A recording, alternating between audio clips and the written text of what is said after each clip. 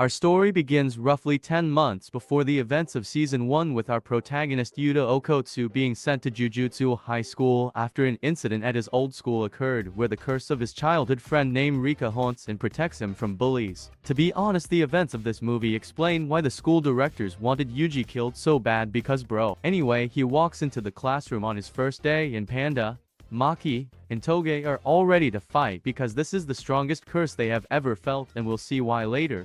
Rika then pops out to protect Yuta like run it then. And that's when we have the flashback to Yuta's childhood. See, when Yuta and Rika were children, Rika stole her mom's ring and proposed to bro. And Yuta was like hell yeah I'm down. But then Rika got smacked and killed by a car and was like even in the afterlife, I'm rocking with you.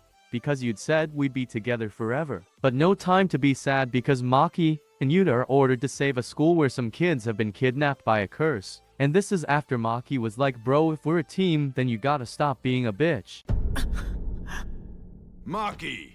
And Yuta was like yeah bro she's right. Lol too funny. So Gojo sets a veil over the school and dips. Maki kills some curses while Yuta sits on his thumb and then some knowledge gets dropped on us. Once they enter the school she asks Yuta his grade cause he must be low grade if he's crying this much into her surprise. This dude is a special grade which is the highest grade. There's only like for known special grade sorcerers so it's crazy. Right as they're talking though, they are attacked and eaten by a giant curse which is where they find the kidnapped kids in terrible shape. Maki becomes affected by the curse and begins to fade but not before pretty much telling Yuta that he really hasn't done anything impressive so far so how does he expect to kick it at Jujutsu High? Yuta's like yeah you right again Maki. And then he put on the ring Rika gave him and calls on Rika to throw hands with this curse. After follows one of the best scenes of triumph as Yuta carries Maki and the kids while recovering in the hospital.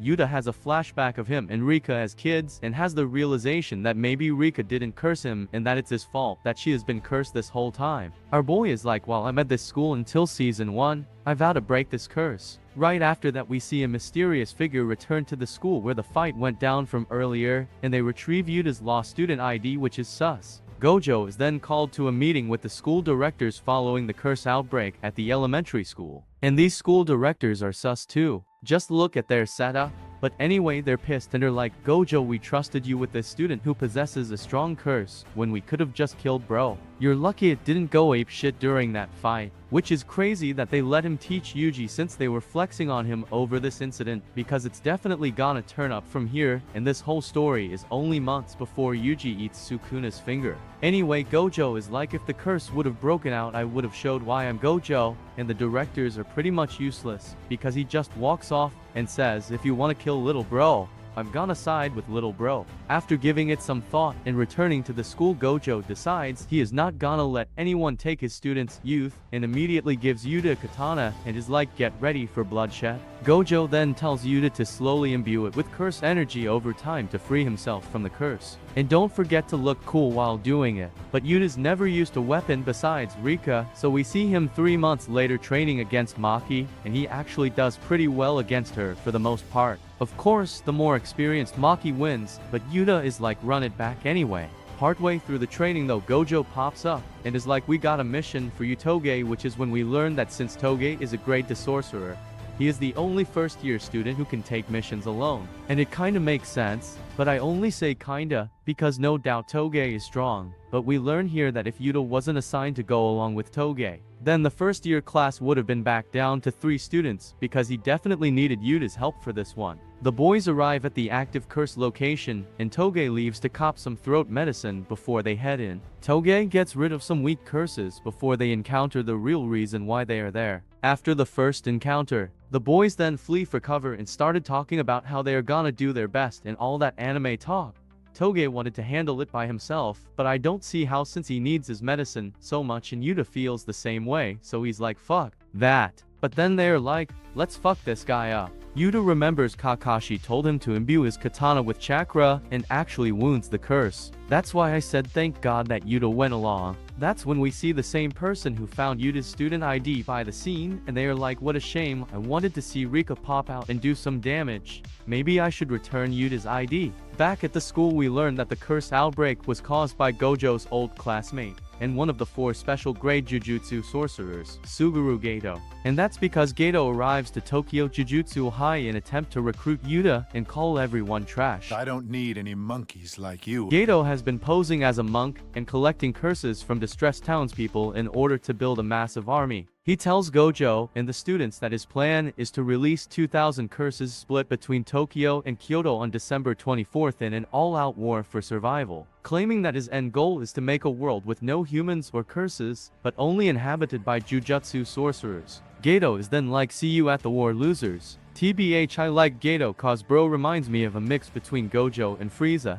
The war starts and we see that multiple Jujutsu schools have teamed up in order to take out the curses. Gojo notices that Gato isn't on the front lines, which is weird. Gojo then realizes that Gato only used the attacks in Tokyo and Kyoto to distract everyone, while Gato goes after Yuta in hopes to kill him and take Rika as his own. But TBH bro should have killed him when he was spying on them at the market attack. Anyway, Gojo grabs Panda and Toge and tells them no time for questions. He has to stay and fight, but they need to go to Jujutsu High and save the homies cause Gato is trying to slide on them. And in my mind I was thinking, what if bro kills your whole first year class? But we gotta see about all that. And yeah, we end up seeing that Maki gets cooked as we all expected. She's on the brink of death when Panda shows up and starts throwing vicious hands with Gato. This is the fight scene I've been waiting for the whole movie. Gato thinks he has the upper hand on Panda when he throws Maki's spear through his chest, but Toge pops up on his ass and is like plummet.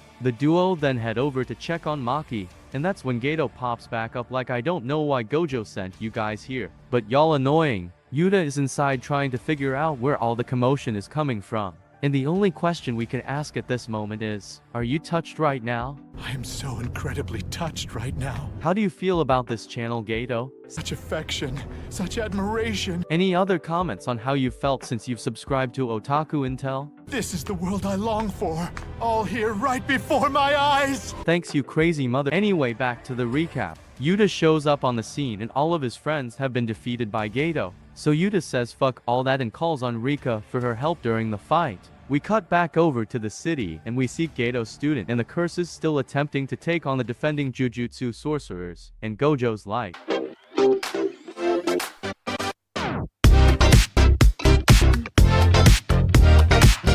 watch how he tries to punch this dude for every time y'all said he looks like Kakashi. Honestly, Gojo could have ended this and been back at the school if he wanted to. And speaking of back at the school, Gato is talking his high and mighty shit, but Yuta isn't going for it. He tells Rika to follow his lead, and the battle continues. Yuta is actually cold with that katana, and yeah, he had Rika's help, but he's also facing a special grade sorcerer. Gato thinks he's getting the upper hand, but Yuta battle prowess continues to grow as the fight goes on, and even strikes Gato with a black flash. Gato is like, okay, this kid might really kill me now.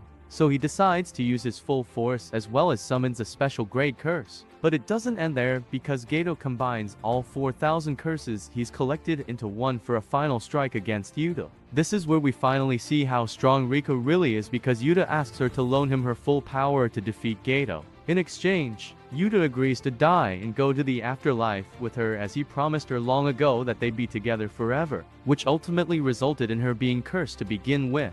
And that's putting it lightly, cause it looks like someone dropped 30 kills, no deaths. Everyone within 3 miles should be dead in my opinion. Gato happens to survive, but barely, and actually thinks he's gonna have the chance to go after Rika again. Then Gojo shows up and you can hear the seriousness in his voice as he knows what he has to do next. Gato returns Yuta's student ID, as Gojo asks if his old friend has any last words. And y'all, Gato's actual last words are, I hate those monkeys. We then see Gojo approach Gato, and honestly, the movie doesn't let you know exactly what Gojo says to him. The next scene implies that Gojo kills Gato. From Yuta's perspective, we see a healed Toge, Panda, and Maki as he awakens from the blast with Gato. Rika then calls out to Yuta as he tries to explain the deal he made in exchange for his life to his friends, and as that's happening we see the cursed Rika start to break down. Gojo, making his arrival, then congratulates Yuta on freeing the curse, and the students are like, Who are you?